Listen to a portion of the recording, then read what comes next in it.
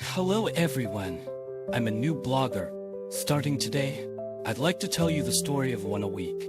If you mention the famous generals of Shu Han and the Three Kingdoms, there must be Guan Yu, Zhang Fei and Zhao Yun on the list. Eh? Wei Yan is definitely not even on the list, but Wei Yan and Shu Han status cannot be ignored. The first time into the officialdom is highly valued by Liu Bei. After the deaths of Guan Yu and Zhang Fei and others, Wei Yan was again instrumental in establishing the stability of Shu Han. During the period of Zhuge Liang's rule, Wei Yan also made repeated achievements for Zhuge Liang's northern expedition. But it is such an outstanding talent in the military world in the late Shu Han, but was the charge of conspiracy, raising 3 clans, did not get a good end. Regarding Wei Yan's legendary and saddening life, I will decipher it in detail from the 3 phases, the beginning of his successes, the middle of his depressing life, and the end of his life in which he did not get a good ending. Look at this bile Liu Bei valued, in the hands of Zhuge Liang highly used, and finally died in the hands of Yang, Yi Shu Han General Wei Yan, is how step by step towards the end of the road. Chapter 1. A repeatedly successful opening.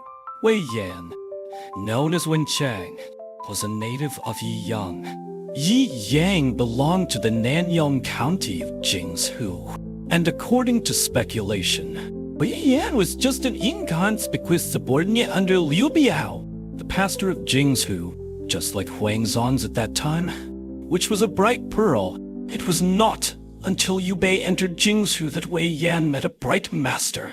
After Liu Bei entered Sichuan, Wei Yan was promoted by Liu Bei to the position of General of the Tooth Gate because he was really brave in battle, and he liked to be in the front every time, killing countless enemies and establishing war merits for many times.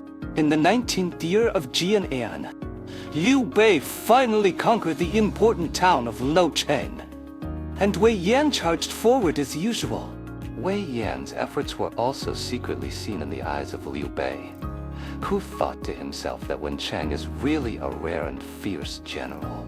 Since the 18th year of Jian, Liu Bei has been pounding the city of Wo as the last barrier of Chengdu. Liu Zhang, the shepherd of Yizhu, arranged for his eldest son, Liu Zhuang, to be stationed there. Since both sides knew that this was a battle of life and death, even though Liu Bei had fierce generals Wei Yan and Huang Zong under his command, they ended up holding each other for a year before Liu Bei took the city of Wo. Finally, Liu Bei and the others accomplished the strategic purpose of encircling Chengdu with Zhuge Liang, Zhang Fei and other reinforcements. After Liu Bei entered Chengdu and stabilized the situation, he immediately led his army to attack Hanzong. In the 20th year of Jian, after Liu Bei won the Battle of Hanzong, he was crowned king of Hanzong based on his achievements. After Liu Bei became the king of Hanzong, naturally, he had to reward his subordinates for their achievements, like Zhuge Liang, Fei Zhang, Zhang Fei, Guan Yu and all these people. All of them were given additional titles. When it was Wei Yan's turn, Liu Bei did not reward him directly, but discussed with his ministers about who should guard Hanzong. Hanzong is the gateway to Yizhu, so you can enter Guan's Ong and Liangshu, and you can defend Cheng, do and keep the enemy army about the door.